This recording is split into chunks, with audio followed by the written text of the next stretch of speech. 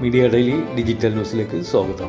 എല്ലാ ദിവസവും രാവിലെ ഡിജിറ്റൽ ന്യൂസ്, വൈകുന്നേരം ഓൺലൈൻ ന്യൂസ്, എല്ലാ മാസവും ബിസിനസ് ന്യൂസ് പേപ്പർ, 10 വർഷമായി പ്രവർത്തിക്കുന്ന മലയാളികളുടെ സ്വന്തം ഡയറക്ടറി, കൂടാതെ എന്റർടൈൻമെന്റ് ചാനലും. വാർത്തകൾ വായിക്കുന്നത് ഹബീബമ്മൻ.